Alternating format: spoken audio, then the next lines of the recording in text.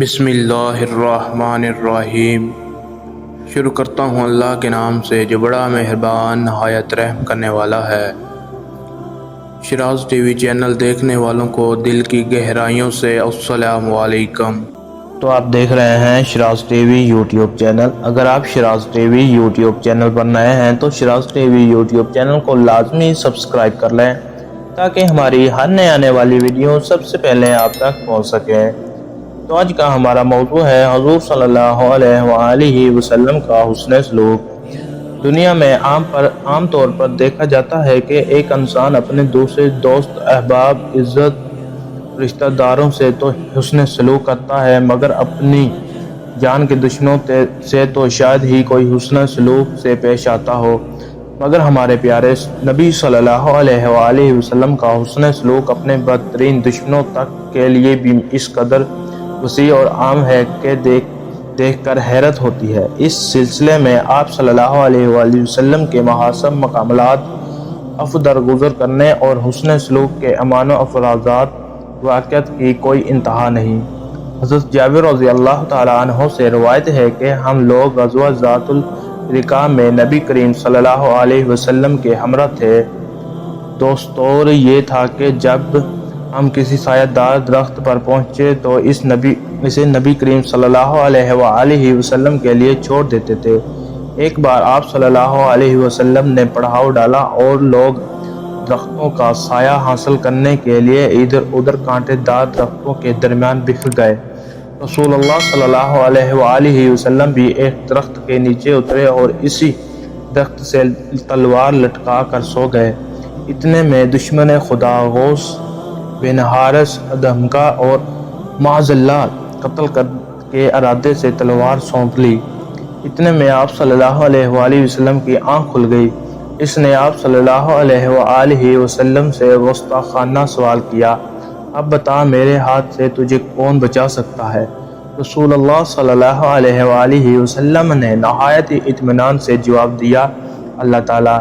اب رائب النبوت کہتے یا قدرت خداوندی سمجھیے۔ واقعہ یہ ہوا کہ تلوار دشمن خدا کے ہاتھ سے تھم نہ سکی، زمین پر گر گئی۔ اس کے بعد رسول اللہ صلی اللہ علیہ وسلم نے وہی تلوار اٹھائی اور دریافت کیا، اب تو بتا تجھ کو میرے ہاتھوں سے کون بچائے گا؟ دشمن خدا کو اللہ کی قدرت پر کہاں یقین تھا؟ اس نے کہا، کوئی نہیں، البتہ آپ کا عمدہ بدلہ لینے والا اور عفو درگزر کرنے والے ہیں۔ آپ نے اسے جانی دشمن کو معاف کر دیا۔ آپ کو عفو درگزر سے بہت متاثر ہوئے۔ بعض روایات میں آتا ہے کہ جب وہ اپنی قوم میں گیا تو لوگوں سے کہا کہ میں روح زمین میں بسنے والوں میں سب سے بہترین ذات اقدس کے پاس سے آیا ہوں۔ بالآخر یہی قصہ اس اسلام لانے کا سبب بنا۔ حضور اکرم صلی اللہ علیہ وآلہ وسلم کے حسن اخلاق کا ایک اور واقعہ ملاحظہ کریں۔ فتح مکہ کے روز حضور صلی اللہ علیہ وآلہ وسلم کی صورت میں خون ریزی نہیں چاہتے تھے۔ آپ کی دلی خواہش تھی کہ قریش بغیر لڑائی کے ہتھیار ڈال دے۔ چنانچہ آپ نے حکم دیا کہ ابو سفیان رضی اللہ تعالیٰ عنہ کو ایک ایسی جگہ کھڑا کیا جائے جہاں سے وہ مکہ مکرمہ کی طرف جاتے ہوئے تمام لشکر کو دیکھ سکے۔ چنانچہ ان کو وادی کی تنگ گزارگاہ پر کھڑا کیا جاتا تھا۔ اس کے ساتھ حضرت عباس رضی اللہ تعالیٰ عنہ بھی تھے۔ دراصل اللہ کے رسول صلی اللہ علیہ وآلہ وسلم قریش پر نفسیاتی جنگ مسلط کرنا چاہتے تھے۔ آپ چاہتے تھے کہ ابو سفیان رضی اللہ تعالیٰ عنہ دیکھ لیں اسلامی لشکر کس قدر معظم اور اسلحے سے لیس ہے۔ آپ صلی اللہ علیہ وآلہ وسلم کی پلاننگ کا کامیابی سے ہمکنارہ ہوتی ہے۔ اسلامی لشکر کو دیکھ کر ابو سفیان رضی اللہ تعالیٰ عنہ نے اس حقیقت کو تسلیم کر لیا کہ قریش اس لشکر کا مقابلہ نہیں کر سکتے۔ ابو سفیان رضی اللہ تعالیٰ عنہ اور عباس رضی اللہ تعالیٰ عنہ وادی کے اوپر کھڑے ہیں۔ نیچے سے اسلامی لشکر پوری شان و شوکت سے گزر رہا ہے۔ قبائل اپنے اپنے پرچم لیے گزر رہے ہیں۔ جب کوئی قبیلہ اپنے جھنڈے لے کر گزرتا تو ابو سفیان رضی اللہ تعالیٰ عنہ پوچھتے، یہ کون لوگ ہیں؟ حضرت عباس رضی اللہ تعالیٰ عنہ جواب میں فرماتے کہ یہ فلاں قبیلہ ہے۔ اس پر ابو سفیان رضی اللہ تعالیٰ عنہ کہتے کہ مجھے اس قبیلے سے کیا واسطہ۔ حضرت خالد بن ولید رضی اللہ تعالیٰ عنہ 900 یا 1000 سپاہیوں پر مشتمل یونٹ کو لے کر گزرے تو ابو سفیان رضی اللہ تعالیٰ عنہ حیران رہ گئے۔ اس روز انصار کا پرچم حضرت سعید بن عبیدہ رضی اللہ تعالیٰ عنہ کے ہاتھ میں تھا۔ ان کی نظر ابو سفیان رضی اللہ تعالیٰ عنہ پر پڑی۔ ابو سفیان رضی اللہ تعالیٰ عنہ کو دیکھ کر انہیں ہوش آ گیا، کیونکہ جتنی بھی لڑائیاں ہوئیں ان کی قیادت میں ابو سفیان رضی اللہ تعالیٰ عنہ کے ہاتھ میں ہوتی ہی۔ بڑھتے جوش سے سیدنا رضی اللہ تعالیٰ عنہ کی زبان سے یہ کلمہ نکل گیا، آج خنزری لڑائی کا دن ہے، آج کعبہ میں قتال جزا ہوگا۔ ابو سفیان رضی اللہ تعالیٰ عنہ نے کبرا کی پوچھا، یہ کون لوگ ہیں؟ حضرت عباس رضی اللہ تعالیٰ عنہ نے فرمایا کہ یہ مہاجرین و انصار کا لشکر ہے، انہی میں اللہ کے رسول صلی اللہ علیہ وآلہ وسلم بھی تھے۔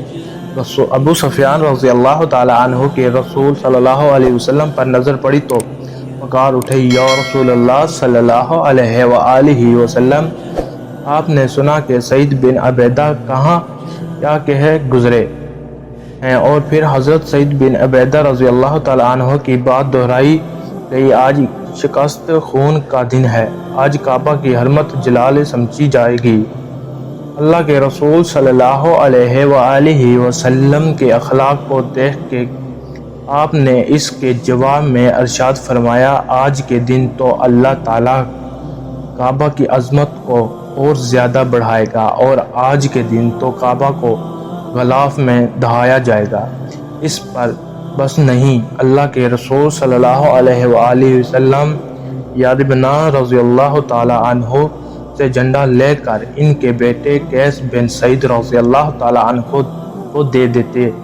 اسی طرح آپ صلی اللہ علیہ وآلہ وسلم نے ایک ایسا فیصلہ فرمایا جس سے نہ تو حضرت سعید رضی اللہ تعالیٰ عنہ کو ناراضگی ہوئی اور نہ ہی دیگر انصار کو۔ یہاں پھر بھی اللہ کے رسول صلی اللہ علیہ وآلہ وسلم کے اخلاق کو ملاحظہ کریں، آپ نے جھنڈا کسی مہاجر کے سپرد نہیں کیا بلکہ انصاری سے لے کر اس کے بیٹے کو دے دیا۔ انسانی فطرت اور کمزوری ہے کہ وہ صرف اپنے بیٹے کو خود سے افضل اور بہترین دیکھ کر مطمئن رہ سکتا ہے، کسی اور کو نہیں۔ اللہ کے رسول صلی اللہ علیہ وآلہ وسلم ابو سفیان رضی اللہ تعالیٰ عنہ کے پاس سے گزرے تو حضرت عباس بن عبد المطلب رضی اللہ تعالیٰ عنہ نے حضرت ابو سفیان رضی اللہ تعالیٰ عنہ سے کہا، اب دوڑ کر اپنی قوم کے پاس جاؤ اور اسے سمجھاؤ۔ ابو سفیان رضی اللہ تعالیٰ عنہ نہایت ہی تیزی سے مکہ مکرمہ پہنچتے ہیں، بلند آواز سے اعلان فرمایا، قریش کے لوگوں، محمد صلی اللہ علیہ وآلہ وسلم تمہارے پاس اتنا بڑا لشکر لے کر آئے ہیں کہ کسی میں اس کا مقابلہ کرنے کی طاقت نہیں، اسلام لے آؤ، سلامت رہو گے۔ جو ابو سفیان کے گھر کے گھس جائے اسے امان ہے۔ اللہ کے رسول صلی اللہ علیہ وآلہ وسلم کی خواہش اور پالیسی کامیاب رہے۔ آپ صلی اللہ علیہ وسلم نہیں چاہتے تھے کہ اس بلد حرام میں خون ریزی ہو۔